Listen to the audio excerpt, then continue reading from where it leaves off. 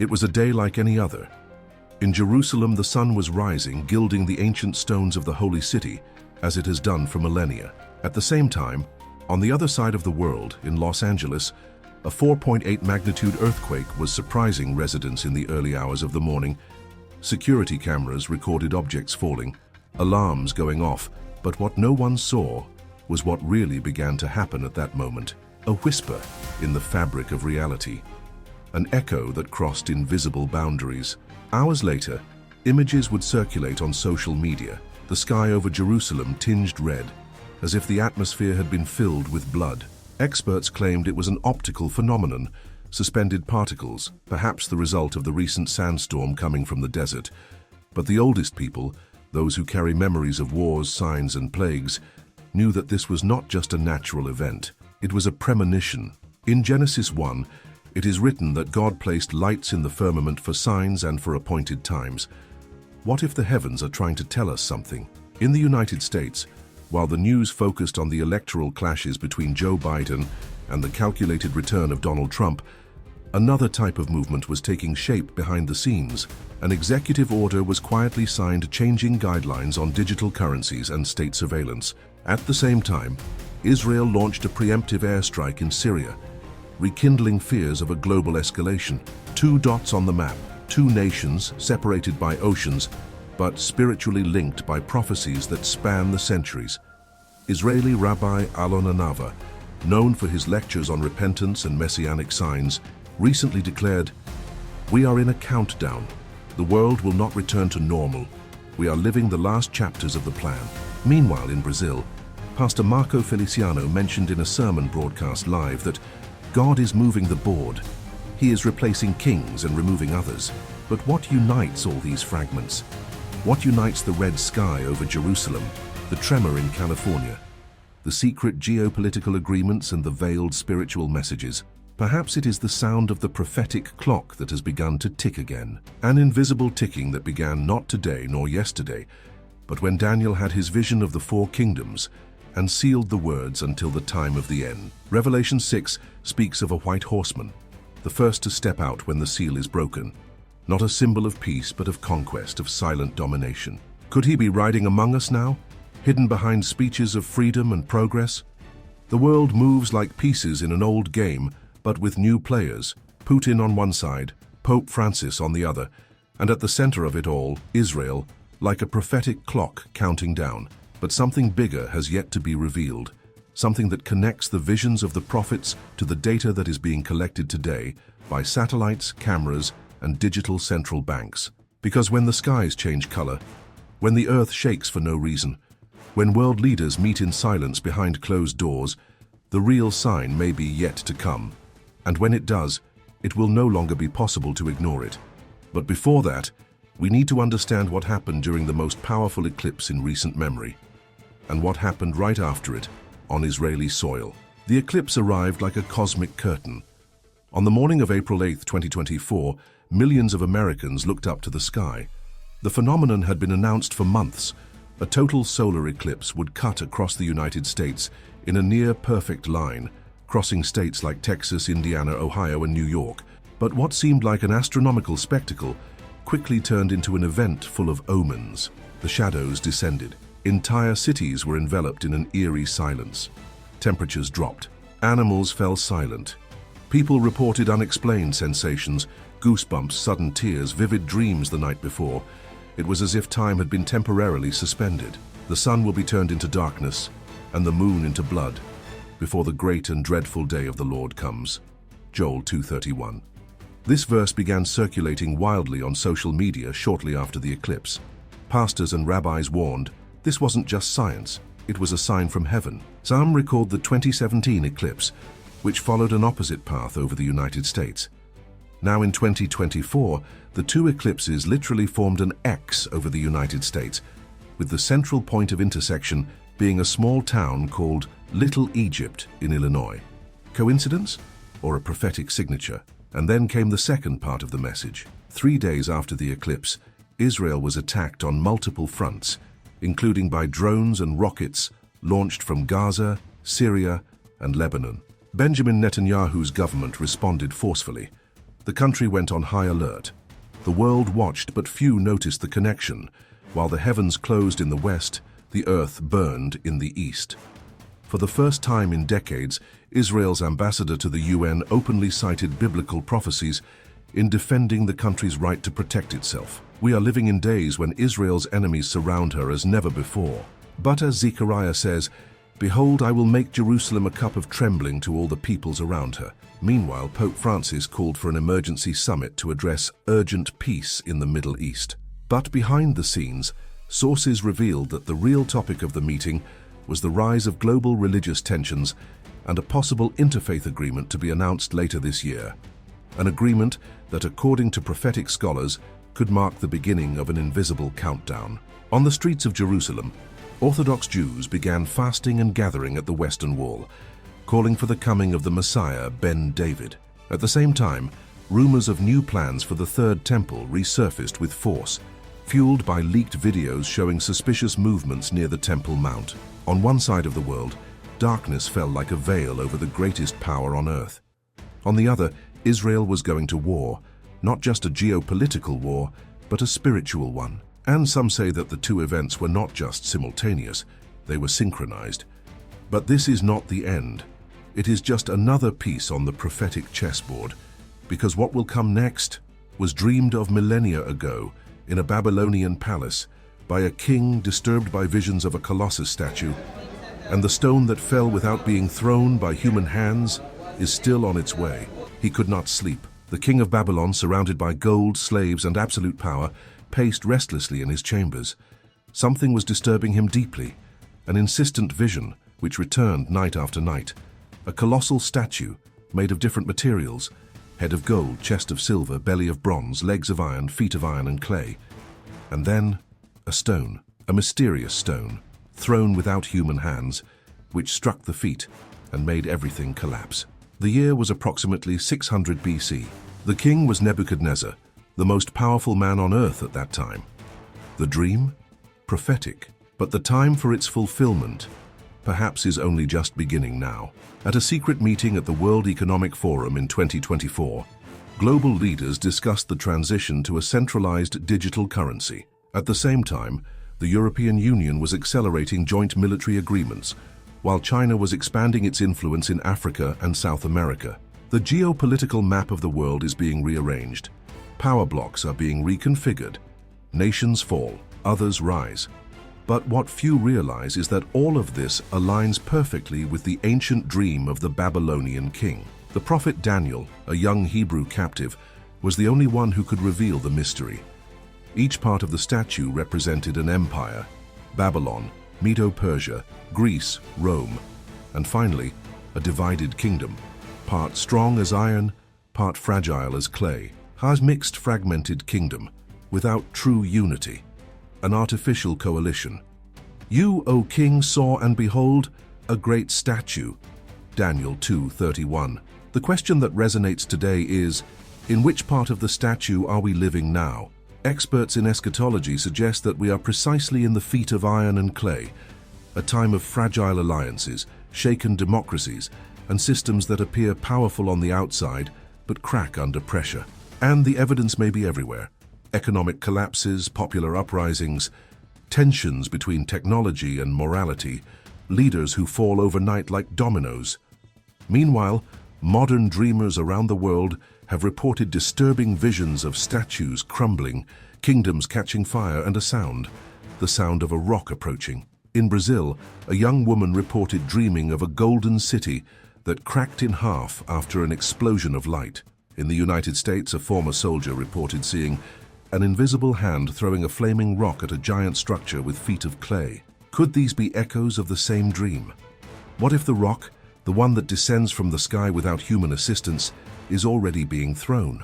What if it symbolizes a force that belongs to no political system, no modern ideology, but that comes to shatter everything that has been built on arrogance and control? The modern world is building its own digital Tower of Babel, while ancient symbols are resurfacing in political speeches, monuments, and even new currencies. Recently, artificial intelligence was called the new god by Silicon Valley analysts. But no empire lasts forever. Not Babylon, not Rome. not the one that is yet to come. And when the structures begin to crumble, when the statue falls, it will not be by the work of men, because there is something moving behind the veils of reality, and the signs are becoming increasingly evident. But before the statue falls, we need to understand what the scriptures say about the beasts that emerge from the waters, and what Daniel saw after the dream when the heavens opened. It was night, but not an ordinary night. Daniel, the exiled prophet, was awake, his eyes open but his body motionless. The silence of Babylon outside contrasted with the celestial whirlwind that was approaching. Suddenly the waters stirred, and from them 4 beasts emerged, one after the other, grotesque, powerful, impossible to ignore. And even so many centuries later, these images still echo in screens, speeches, and war strategies. I saw 4 great beasts, different from each other, coming up out of the sea. Daniel 7:3. The sea, in biblical symbolism, represents peoples, nations, turmoil. And today, in the 21st century, the sea of humanity is more restless than ever. The first beast was like a lion with eagle's wings. Many scholars associate this figure with the ancient Babylonian Empire, but others look to the present day and see the symbol of Great Britain, which displays the lion as an icon of strength and its eagle's wings as the historic partnership with the United States, a power that speaks of peace but acts in domination. The second beast appeared without warning, similar to a bear with ribs between its teeth. It rose from one side only. Slow, heavy but deadly. In the past it was spoken of as Medo-Persia. Today the world turns its eyes to the Russian bear, which rose from the ashes of the Cold War with imperial ambitions, hypersonic weapons, and obscure alliances with nations such as Iran and North Korea. Then a leopard with 4 wings, speed, expansion, strategy. In the past, it was Alexander the Great. Today some see traces of this in the meteoric rise of technological Germany, others in digital China, which is advancing towards global domination with algorithms and satellites. But perhaps it is something even more hybrid, a silent empire with no defined territory, which reigns over clouds, data, and brains. But the 4th beast, the 4th beast. Daniel could not even compare it to an animal. It was different, terrible, frightening. It had 10 horns, and a small one which rose up and spoke arrogant words. A creature of iron, teeth of destruction, eyes of control. Many avoid it, some ignore it. But it continues to lurk, and its image seems to be taking shape in our days, piece by piece. Perhaps it is the empire that is yet to come, or perhaps it is already among us, disguised in international coalitions, in digital control platforms, in projects of unified global identity. Meanwhile, at the UN, proposals for centralized governance are gaining momentum. Pope Francis calls for a supranational moral authority. NATO leaders speak of ultimate collective power. But between the lines, something is brewing, something Daniel saw but dared not name. And then the throne was set up. Flames, wheels of fire, rivers of light. An invisible judgment was beginning, above the nations, above kings, above all. Daniel saw this tribunal. Thousands upon thousands served him. He was not imagining it. He was seeing what many today refuse to see. The beasts are still moving, alliances are being sealed, and the little horn, maybe it has already begun to speak. But before that voice is heard by all, we need to talk about something even more disturbing. Those who died and came back, with messages about thrones, judgment halls, and sentences that have already begun to be carried out. She did not see a tunnel. She did not hear soft voices. She wasn't greeted by a field of flowers. When Sara Montenegro, 37, had her heart stop for 8 minutes in a hospital in Belo Horizonte, what she saw was completely different from the traditional accounts of near-death experiences.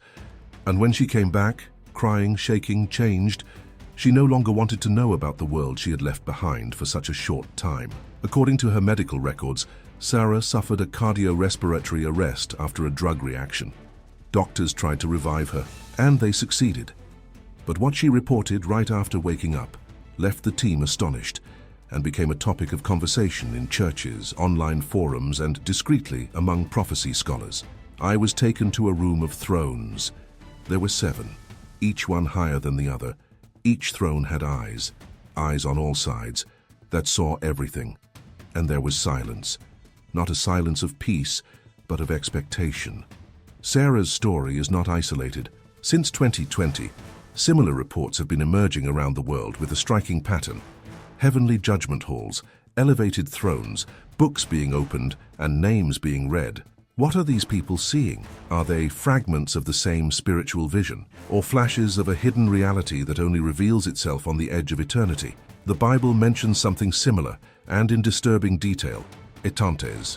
I kept looking until thrones were set up, and the Ancient of Days sat. Thousands ministered to him, and myriads stood before him.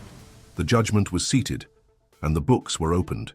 Daniel 7:9-10. The same Daniel who saw the beasts emerge from the sea now sees a heavenly court, where decisions are made before they manifest themselves on earth, where kings are weighed, where nations are judged, where the fate of empires can be sealed without a single word being spoken down here. And it doesn't stop there. In Israel, the Orthodox Rabbi Yitzhak Kaduri, shortly before his death in 2006, stated in his last writings that the thrones of heaven were being prepared for the judgment of the nations, and although his texts had been hidden for years, they were recently translated and published, causing a stir among those most attentive to the prophetic times. Interestingly, in Washington 2024, an ancient symbol has been discreetly restored to the architecture of the Capitol. 7 pillars surrounding a central table in a restricted wing, designed under the pretext of classical inspiration, but which bears disturbing similarities to descriptions in the Book of Proverbs and the Apocalypse. And most enigmatically, these 7 spiritual thrones appear in modern accounts connected to world leaders. A former US intelligence agent, on condition of anonymity, reported in a recent interview that classified documents mention recurrent visions of a spiritual summit that observes strategic leaders before global decisions are made. Is this just delusion? Or is there in the invisible a court waiting for the exact moment to turn the next page of history? Because if the books are already open, if the names are already being read, if the 7 thrones are already assembled, who is being judged now? Who is being weighed and will be found wanting? But the most disturbing part is yet to come, because while these trials are taking place in silence, the names of those who govern the earth continue to echo among the thrones. Francis, Biden, Netanyahu, and perhaps this story is already being written in invisible ink in the book of prophecy. They are in different parts of the world, but they seem to move at the same time, like carefully chosen pieces on a board that is not visible to the common eye. A pope in Rome, a president in Washington, a prime minister in Jerusalem, Francis, Biden, and Netanyahu.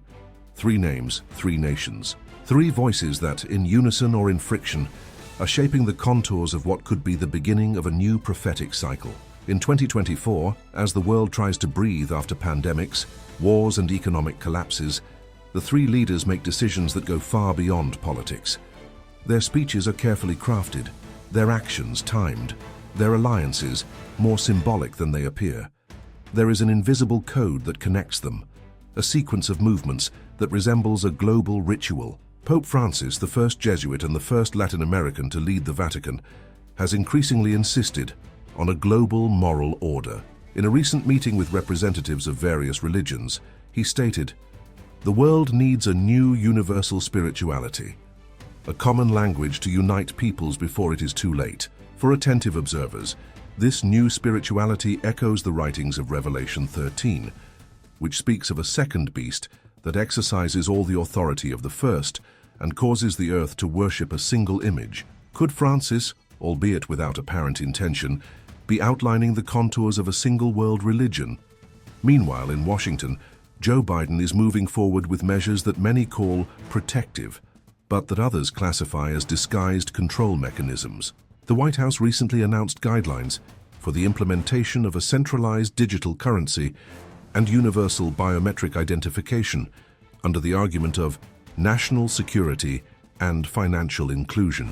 But for those who read the signs beyond the headlines, this sounds like the prelude to a system that could control who buys, who sells, and who obeys. And no one might buy or sell except the one who had the mark. Revelation 13:17. And then there's Benjamin Netanyahu, the war veteran, political strategist, and symbol of Israeli resistance. In recent months, Netanyahu has been making quiet but dangerously prophetic moves. Secret meetings with the chief rabbinate, talks about restoring temple practices and, most recently, signing off on a project to completely digitize Israel's religious and genealogical records. For many, this is technology. For others, it's spiritual preparation. Is the rebuilding of the Third Temple just a matter of time? What unites these three men is not ideology, it's purpose. And perhaps that purpose isn't even conscious. Perhaps, as in the book of Job, they are being driven by unseen forces that come together in heavenly councils and cast words upon the earth that become laws, decrees, speeches. Francis speaks to the spirit. Biden speaks to the body. Netanyahu speaks to the promise. Together, they represent the three pillars of a possible symbolic world government: religion, system, and inheritance. Each one guards a gate. And when all three gates open at the same time, something ancient that has been dormant can break through. But before that happens, before the bells ring in the nations, the heavens are warning us. Because something is being seen, literally, in the heavens and on the earth. Pillars of fire, unexplainable sounds, lights that defy logic. And perhaps the next sign will not come from the mouth of a man, but from heaven itself. Heaven is no longer silent. In February 2024, residents of several regions of Hawaii began reporting a phenomenon never before recorded.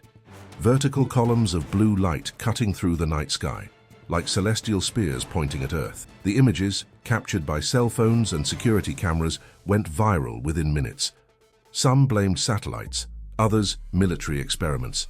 But those most sensitive to the invisible whispered, "They are visual trumpets." And as the world looked up, inexplicable sounds began to echo from below. That same month in Mexico, residents of the regions of Oaxaca and Puebla recorded deep and prolonged rumbles, similar to the roar of thunder but without lightning, clouds, or rain. It seemed to come from the ground. In Turkey, surveillance cameras in Istanbul captured sounds similar to metallic trumpets, which lasted exactly 11 minutes. Authorities said they were underground movements, but no seismic activity was detected. And on YouTube, videos began to pop up with a recurring title, "Are the Heavens Speaking?"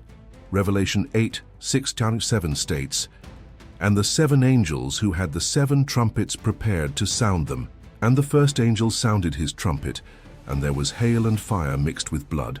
Could what we are seeing be a distant echo of those words, or could it be the first visible sign of a prophetic cycle about to unfold on a global scale? In China, satellites captured a gigantic flash in the Gobi Desert, registered as a high-energy atmospheric discharge, a technical term for the unexplained. In Israel, residents of the north reported seeing something like fire spiraling down from the sky during the early morning hours, shortly after a night of clashes in the Gaza Strip. And in Sao Paulo, Brazil, dozens of people registered a constant, low-pitched buzzing sound for almost an hour, followed by a sudden power outage, with no identified electrical cause. Are we witnessing an atmospheric collapse, a weapons test, or the reverberation of an announcement made out of time? The sky, in biblical symbolism, has always been the scene of warnings. Stars fell on Sodom. Pillars of fire guided the people in the desert. A flash of light enveloped Paul on his way to Damascus. When the sky speaks, the earth listens and trembles. But now the signs no longer come to individuals. They come to nations. They are no longer whispers.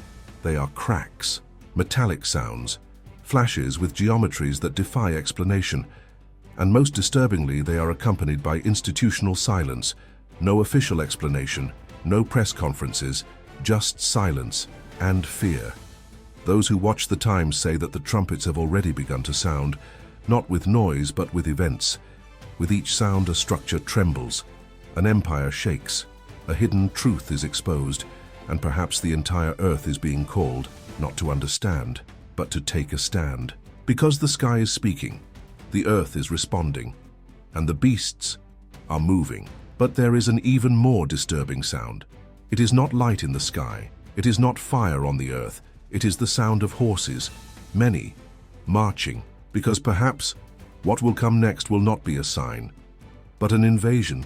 It was just another day, one among thousands, people going to work, notifications on their cell phones, political debates on social media, inflation in the markets, war in the headlines.